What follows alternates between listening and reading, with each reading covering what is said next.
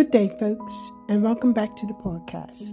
My name is Burnett, and I am, as always, happy to be here with you today. Today, we are diving into a mystery that did not just happen in the dark corners of the internet. It happened in broad daylight, in front of doctors, security guards, security cameras.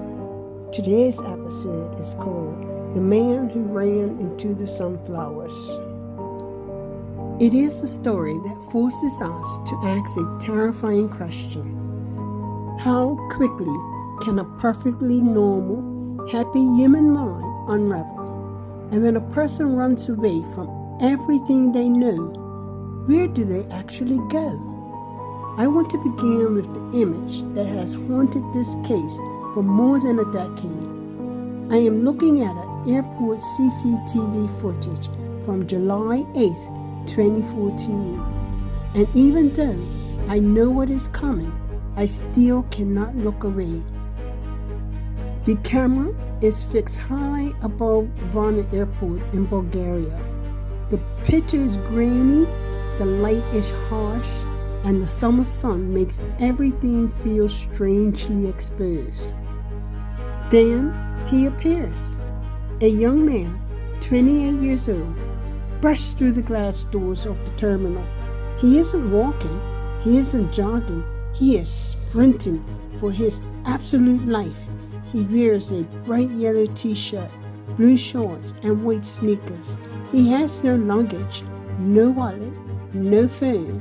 He has left everything he owns behind in a doctor's office inside that building. He runs across the tarmac. He clears the parking lot, his arms pumped wildly, his head turning back as if the devil himself is breathing down his neck.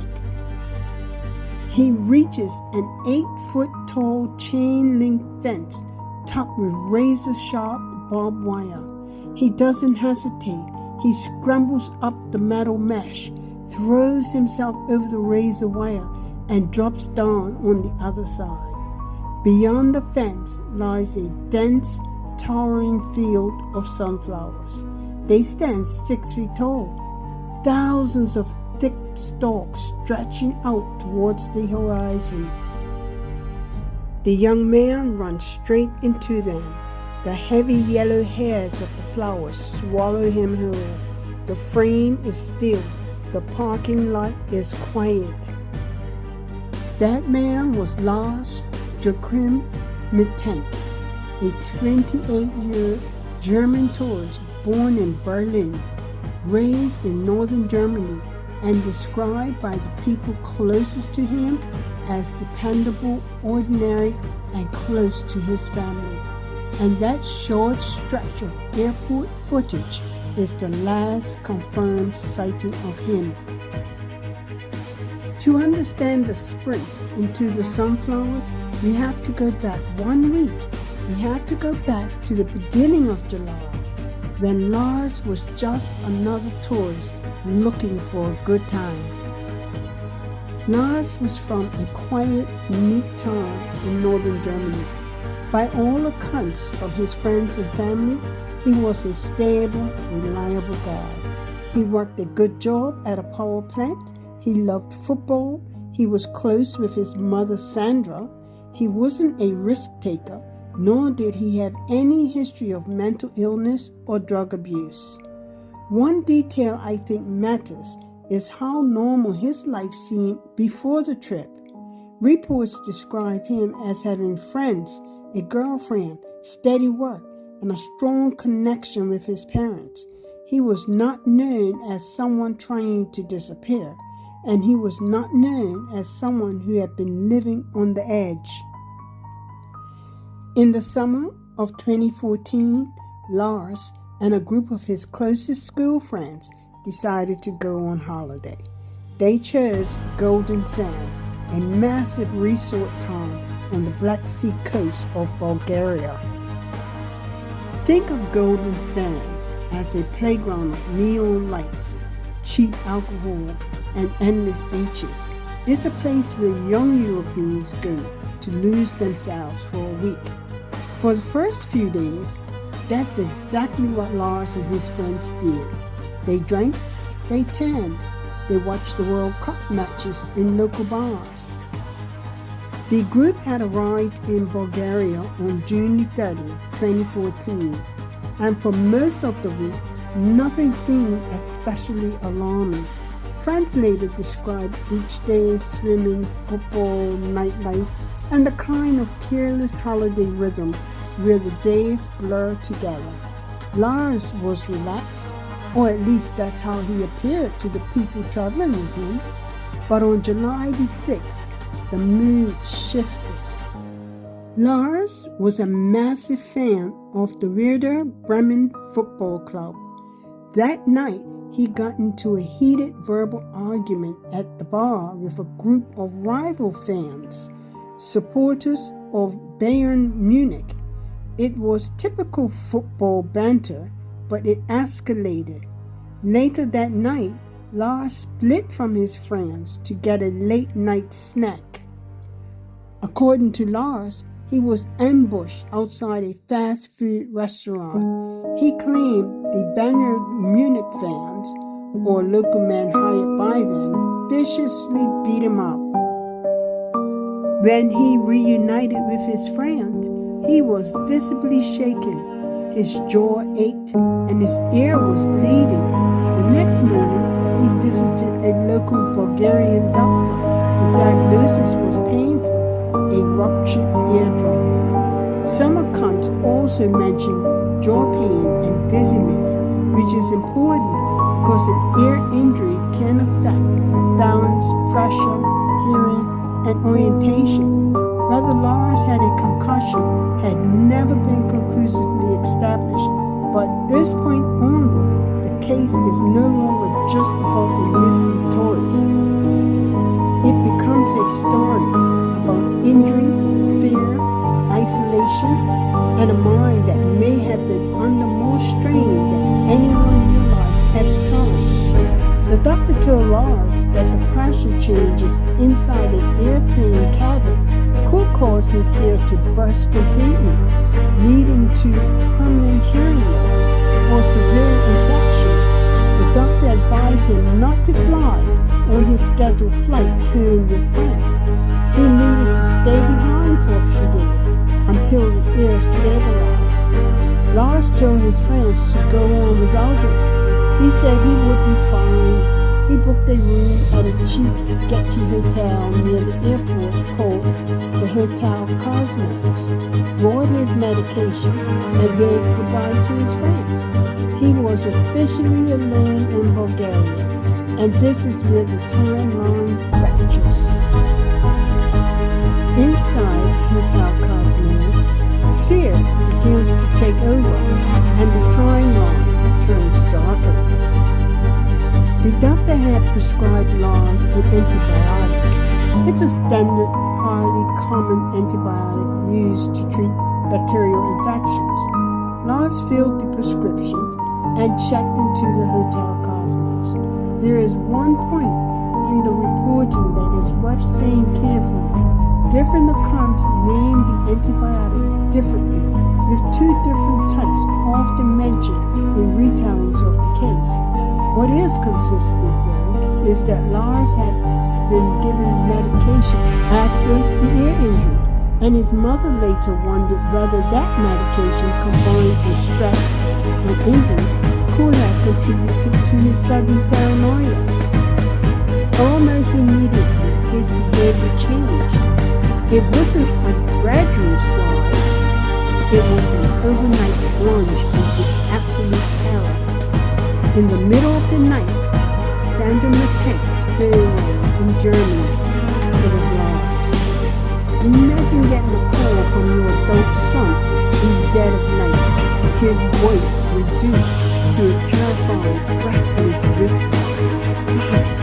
Lars said, "You need to cancel my credit right now." Sandra was confused. "Lars, what's wrong? What's happening?" They're trying to kill me, he whispered. "They are tracking me." But then he hangs up. A few hours later, he called me again. This time, he was actively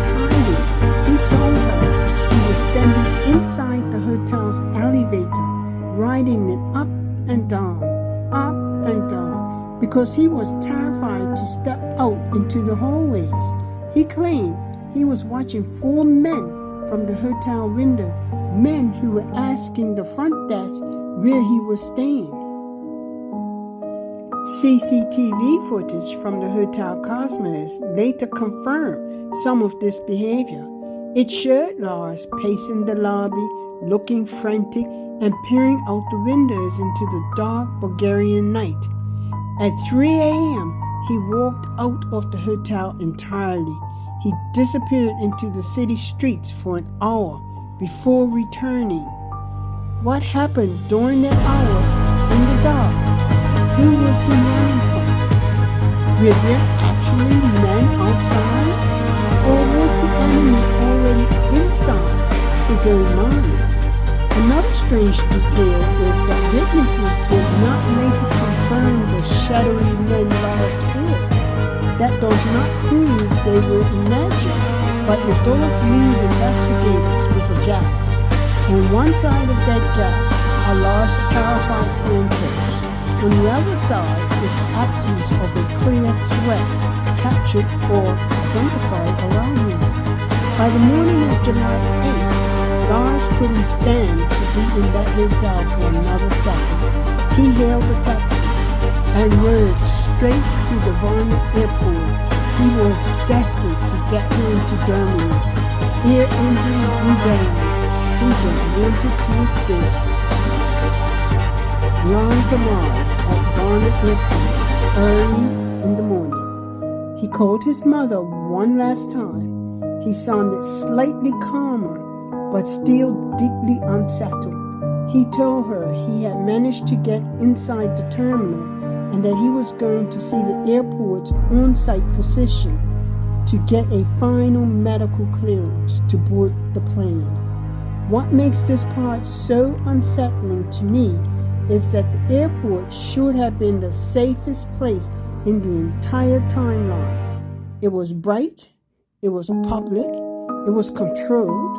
Lars was no longer alone in a hotel room or walking through unfamiliar streets at 3 a.m. in the morning. He had reached a place that was supposed to get him home. Sandra offered to wire him money for the flight. Lars agreed. Everything seemed like it was moving toward a resolution. He was safe inside a secure, heavily policed international airport. He was going home. Lars walked into the doctor's office at the airport. According to Dr. Kostov, Lars entered the room carrying a large backpack and a duffel bag. He looked exhausted, pale, anxious, but he was cooperative. Dr. Kostov examined his ear. The injury was real, but the doctor was preparing to sign off on the flight clearance just to help the young man get back to his family. Then there was a knock on the door. An airport construction worker, dressed in a high-visibility vest, entered the office to report that some maintenance work was being done in the hallway. It was a completely routine, mundane event, but to Lars, this was the trigger. The moment the construction worker stepped into the room, Lars froze. His eyes widened. He began to shake. He stood up abruptly. He looked at Dr. Costa, then at the worker. "I don't want to die here," Lars muttered. "I don't want to die here." Before the doctor could even respond, Lars dropped his backpack on the floor. He dropped his duffel bag. He left his wallet, his passport, his cell phone, and his money sitting on the chair. He turned around, burst out the doctor's office, and ran. He ran past the check-in counters. He ran past the startled security guards. He didn't look back. He sprinted out the terminal doors, across the concrete pavement, over the 8-foot razor wire fence, and vanished into the sea of yellow sunflowers. And that is where the trail goes cold forever. Afterwards, the items left behind became part of the mystery. His passport, phone, wallet, bags, and money. If a person is planning to vanish, those are usually the tools they need most.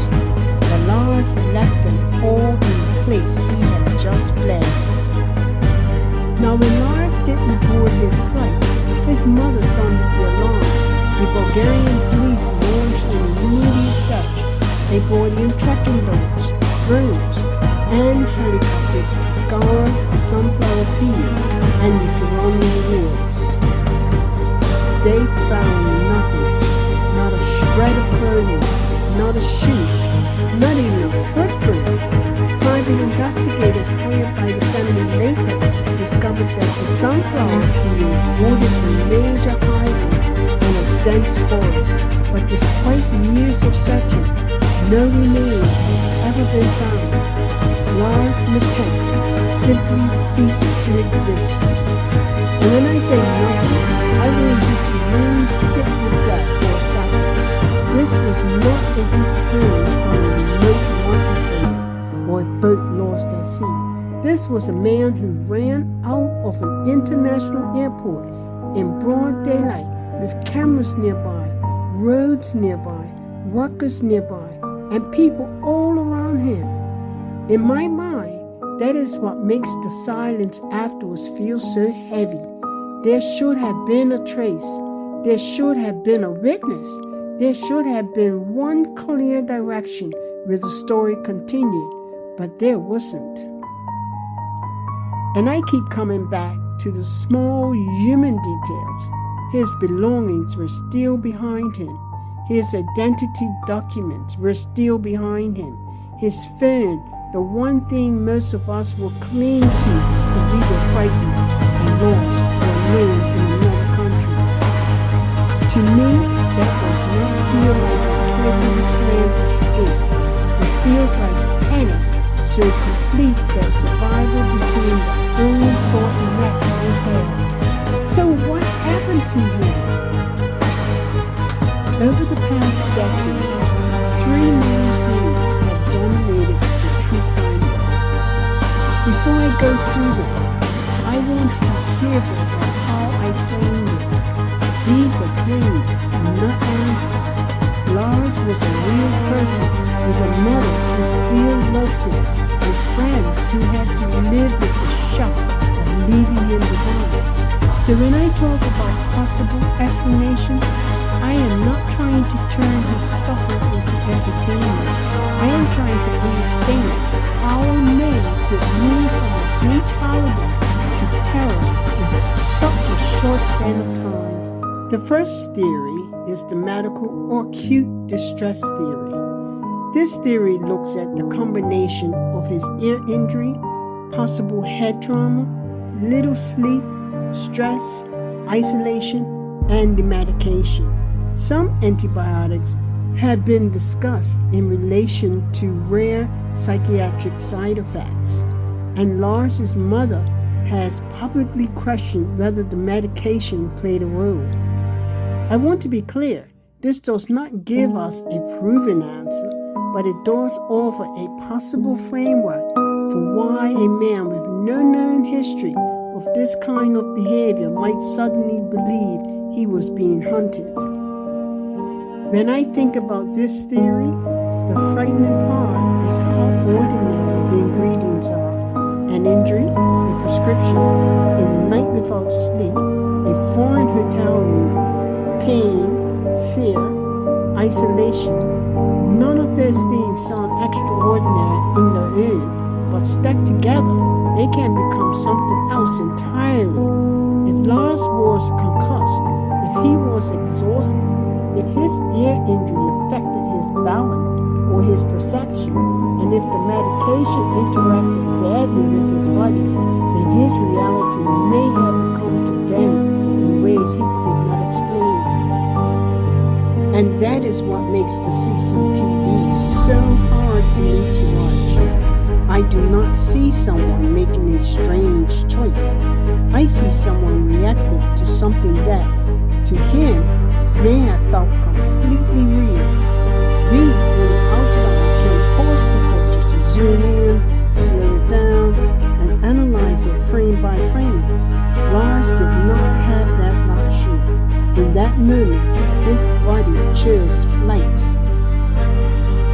The second is the criminal theory. Lars believed he was being hunted.